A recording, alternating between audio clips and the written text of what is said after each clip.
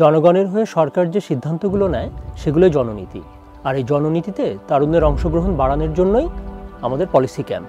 এই আবাসিক কর্মশালাটিতে জনমত জানা, সেটা মানুষকে জানানো এবং পলিসি মেকারদের সাথে বসে সেটার ব্যাপারে সিদ্ধান্ত গ্রহণ, এই পুরো প্রক্রিয়াটাই তরুণদেরকে প্রশিক্ষণ দেওয়া হয়।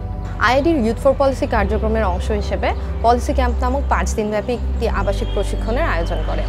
এই প্রশিক্ষণের উদ্দেশ্য ছিল তরুণদেরকে জননীতিতে জনগণের অংশগ্রহণ বাড়ানোর উদ্দেশ্যে কাজ করানো এবং বিশেষত জননীতিতে তরুণদেরকে উৎসাহী করা এবং একই সাথে জননীতিকে আরও সহজবোধ্যভাবে সবার কাছে উপস্থাপন করা। এই প্রশিক্ষণটার উদ্দেশ্য এই ছিল যে তরুণরা জননীতি নিয়ে কাজ করার ক্ষেত্রে যেন সমাজের সব শ্রেণীর বিষয়ে সংবেদনশীল হয়।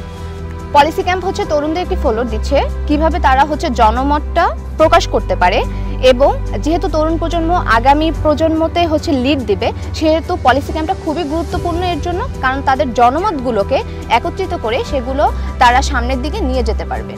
পলিসি অ্যাডভোকেসি যেহেতু একটি চলমান প্রক্রিয়া, সেহেতু 5 দিনের পলিসি ক্যাম্পে শেষেই যেন ওরা ওদের শিক্ষাকে পরবর্তীতে কাজে লাগাতে পারে, সে কারণে আমরা পলিসি ক্যাম্পে অংশগ্রহণকারীদের মাঝে থেকে বাছাইকৃত কয়েকজনকে ফেলোশিপ প্রদান করছি, যেন তারা ভবিষ্যতে তাদের নিজ নিজ এলাকার উন্নয়ন কার্যক্রমে অংশগ্রহণ করতে পারে এবং আইআইডি তাদের এই কার্যক্রমে তাদের পাশে থাকতে পারে। প্রথম আলো গোল টেবিলে আমরা তরুণের কর্মসংস্থান নিয়ে কথা বলেছিলাম।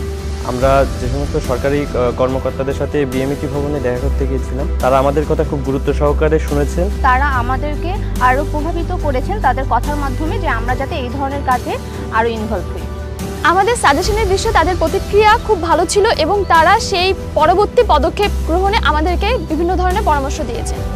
সরকারি কর্মকর্তাগণ আমাদের সামনের দিনগুলোতে আমরা যে রিপোর্টটি করব তার একটা লিখিত রিপোর্ট তাদের কাছে জমা দিতে বলেছেন, যাতে তারা সেই অনুযায়ী এই জিনিসগুলো আরও উচ্চপদস্থ কর্মকর্তাগণদের সাথে আলোচনা করতে পারেন এবং এগুলো ফলপ্রসূ করতে পারেন। তরুণরা তার বিভিন্ন জায়গা থেকে তাদের যে সহপাঠী বা তাদের যে বন্ধুবান্ধব, তাদের যে আশেপাশে যেসব তরুণদের আছে, তারা তাদের স্বপ্ন নিয়ে জেনেছেন এবং এগুলো তারা তুলে ধরেছেন।